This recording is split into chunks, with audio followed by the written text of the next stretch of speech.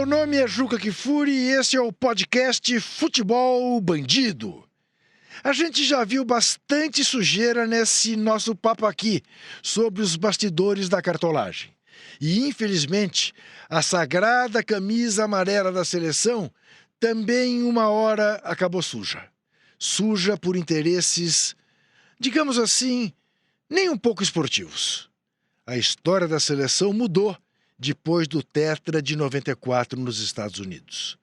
A partir dali, a CBF usou seu time mundialmente famoso para assinar contratos tão milionários como suspeitos, além de atender interesses obscuros. De repente, o Brasil passava a jogar mais em Londres do que no Rio de Janeiro. Pior, passou a jogar amistosos em lugares exóticos, nem sempre contra adversários de muito respeito. Enquanto isso, do lado de cá, do lado do torcedor, a camisa amarela foi aos poucos perdendo seu encanto. Quem diria que isso um dia poderia acontecer? Mas será que alguém prosperou nesse processo de descaracterização da seleção? Mais uma vez, Jamil Chad e Rodrigo Matos me ajudam neste debate. Os dois são jornalistas premiados e especialistas na cobertura do mundo da cartolagem. Voa, canarinho, voa, mostra pra esse povo que és um rei. Voa, canarinho, voa, mostra na Espanha o que eu já sei. Muito bem, estamos de volta com o nosso podcast Rodrigo Matos, Jamil Chad e eu, Juca Kfouri. Cumprimento os dois caros companheiros e levanto uma bola na área para que a gente comece a discutir de que maneira, digamos, a corrupção entrou pelas portas da CBF. É que existia uma estrutura dentro da CBF para pagar comissões a pessoas ligadas a Ricardo Teixeira. É essa a história. Se ele foi condenado ou não, claro que é importante, mas o que também é importante olhar para essa história de uma perspectiva da estrutura desconhecida, obscura da CBF. Uma figura em particular é importante para tentar explicar essa estrutura complexa de amistosos pelo mundo afora. O espanhol Sandro Rosell era um talentoso executivo da Nike no final dos anos 90. Ele inicialmente cuidava da relação da empresa com a seleção brasileira, principalmente durante a badalada Era Ronaldo. Era o começo de uma trajetória que um dia levaria Rosell à presidência do Barcelona. Mas no meio desse caminho, ele sujou as mãos, acabou até preso em 2017. A sintonia fina entre o Rosell e o presidente da CBF, Ricardo Teixeira, pautou a vida da seleção por um tempo, de locais de amistosos a adversários a enfrentar, incluindo aí o polêmico amistoso contra Portugal em Brasília em 2008, repleto de irregularidades. O ex-presidente do Barcelona, Sandro Rosell, foi preso esta manhã pela polícia espanhola. O motivo seria um esquema de comissões ilegais relacionadas aos direitos de imagem da seleção brasileira. Nós estamos falando de uma estrutura que foi montada e que nunca tinha sido revelada, que estabelecia que a cada jogo da seleção brasileira, uma comissão era paga a Sandro Rosell. Essa comissão era paga mais ou menos $400 mil durante 24 jogos, e essa comissão era paga a uma empresa do Sandro Rosell que, na verdade, não existia, era uma empresa de fachada. Era um local que era basicamente uma caixa de correio, né? Então, ela de fato não existia, essa empresa. E o que acontece é que o Sandro Rosell argumentou que de fato essa comissão foi paga porque ele intermediou negócios na CBF. Por isso ele foi inocentado, não porque ficou provado que aquele dinheiro era legal. O tribunal foi muito claro em dizer que os procuradores não conseguiram provar que aquele dinheiro, de alguma forma, beneficiou de uma forma de uma maneira ilegal. Primeira vez de dinheiro público, eram 9 milhões, né, que o governo do Distrito Federal pagou para organizar um jogo, fora o dinheiro que eles deram para a reforma do Bezerrão na época. E a empresa do Sandro Rossell era a organizadora do jogo, a Ilanto, com uma sócia, Vanessa Prete, né? Se eu não estou errado aqui na pronúncia do sobrenome dela. Eles receberam 9 milhões, superfaturaram todas as despesas, como ficou comprovado numa investigação do Ministério Público Federal, e posteriormente fizeram negócios com o Ricardo Teixeira, arrendando a fazenda dele que não tinha bois. E que, de fato, Juca, esse é o ponto central, a seleção brasileira enriqueceu cartolas. Quando a gente acompanhava, né, Juca e o Rodrigo, aqueles jogos que não faziam nenhum sentido esportivo, que jamais foram utilizados para, de fato, preparar a seleção brasileira para absolutamente nada, eles, obviamente, cumpriam um outro objetivo, que era pagar a comissão. Então, eu dou um exemplo bastante claro. Brasil e Estônia, lá na Estônia, para um público de 5 mil pessoas. Esse jogo, obviamente, não gerou muito dinheiro, mas sim gerou $400 mil para a conta Sandro Rossell como comissão. Agora, ô Jamil, eu estive apenas uma vez na vida com o Sandro Rossell. Tive dele a impressão, então ele era o homem da Nike no Brasil, tive dele a impressão de um executivo muito bem formado. Te pergunto, eu sei que é um exercício quase de ficção, te pedir para tentar se colocar no lugar do Sandro Rossell.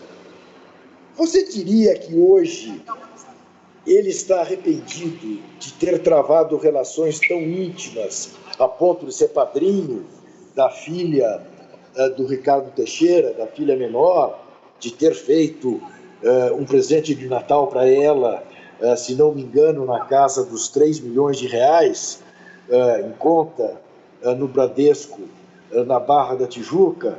Vamos lembrar, o Sandro Rossell, depois de ser o representante da maior empresa de artigos esportivos no maior país do futebol do mundo, né, que é isso que ele era, não é por acaso, né, então você tem, obviamente, uma pessoa de muita capacidade administrativa para estar numa posição dessa. Ele tinha tudo, segundo as pessoas que estavam em volta dele, para se transformar numa marca,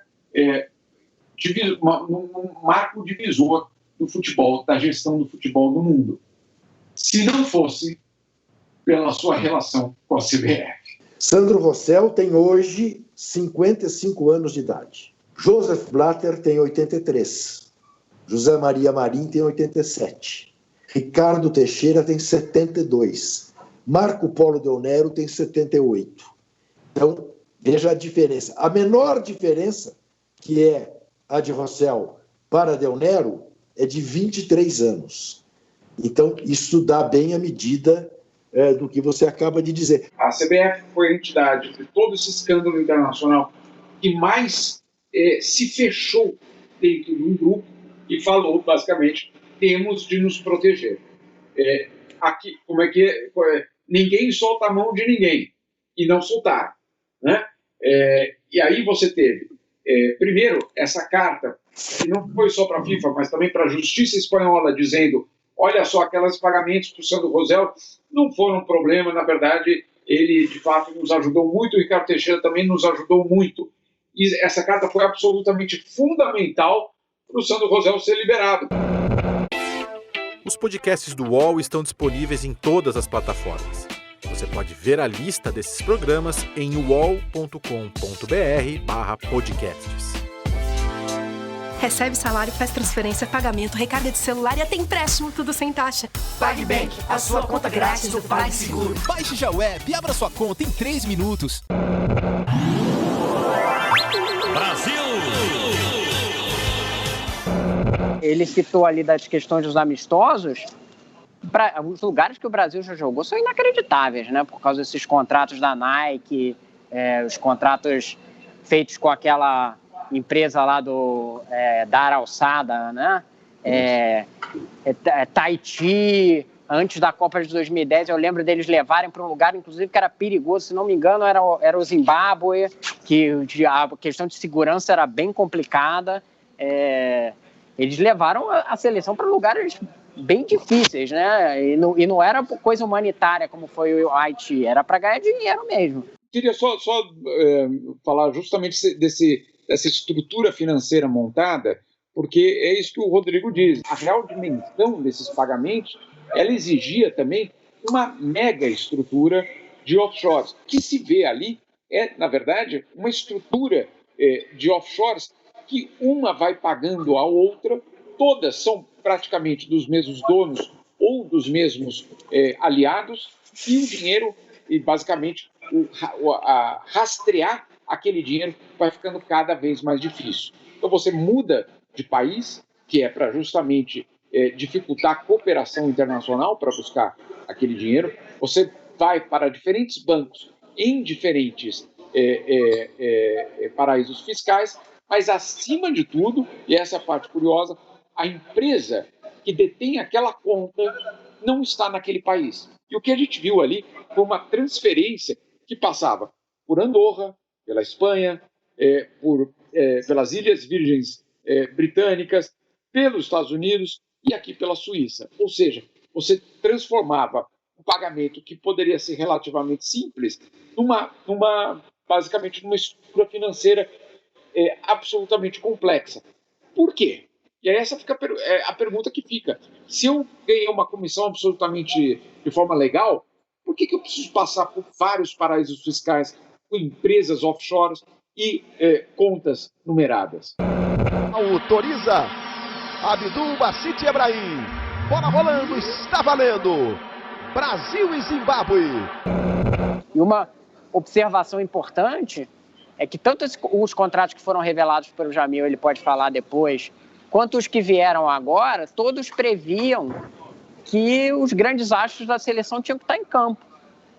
Então, assim, a CBF, tendo essa exploração da seleção, ela, na verdade, vendia o Neymar, o Romário, o Ronaldo, sem que eles soubessem, eles estavam ali sendo vendidos por comissões para serem pagas para cartolas no exterior, e eles iam ter que jogar lá no Tahiti, no Zimbábue. O cara não entendia muito bem, mas era um astro do Barcelona, de repente está ele lá no Zimbábue. O que você está fazendo aqui?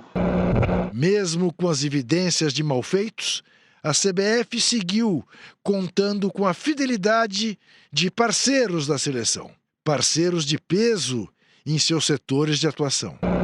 A gente tem que lembrar que empresas como Nike, Globo, Ambev, todas essas que têm negócios, né, com a CBF, e aí pensa, mas por que essas empresas têm negócios com um cara que é claramente com uma entidade que tem problemas, né? Tem um monte de acusações de corrupção. No fim da linha, elas estão pensando em dinheiro. Então, a Globo tem um executivo ali que resolve os contratos, ela pagando muito menos do que seria o mercado, ela vai pensar, vai aumentar o lucro no fim do ano. E a Nike era o mesmo pensamento em relação ao Sandro Rosell. Temos um presidente aqui que, com um relacionamento íntimo com a CBF, que vai nos garantir a seleção brasileira, independente não vamos precisar concorrer nunca com a Adidas. É bom lembrar que sempre quando tinha renovações da seleção com a CBF sequer ouvia a Adidas. Não era que a Nike acabava fazendo a maior proposta. A Adidas não era procurada. Então, é óbvio que a Nike conseguia pagar muito menos pela seleção do que ela poderia ter que pagar. Eles podem se arrepender de ter que se sujar com cartola, mas no final das contas é muito bom para os negócios pagar a metade do que valeria um ativo, né? E é pra dar a vida, parceiro! É pra dar a vida! Isso aqui é o Brasil, pô! É sem medo! Essa camisa aqui tem história! Eu mostrei matérias no UOL esse ano, está sendo processada por uma das empresas que pagava propina dentro do esquema da Conmebol, porque um pouco antes de sair, o Ricardo Teixeira assinou contratos dando todos os direitos de televisão da seleção brasileira durante 10 anos para essa empresa, por preços irrisórios se pensarmos no mercado.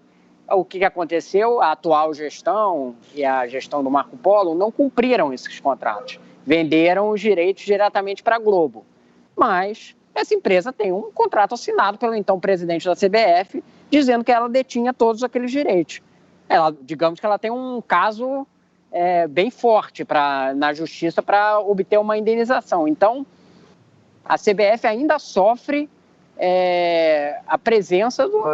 sofre os efeitos dos contratos que foram feitos anteriormente e que a atual gestão não fez nada para investigar. Pois é, amigos. Hoje em dia tem muita coisa por trás da camisa amarela que a gente aprendeu a gostar quando era criança. Mas a cultura de contratos nocivos ao futebol vai muito além da seleção brasileira.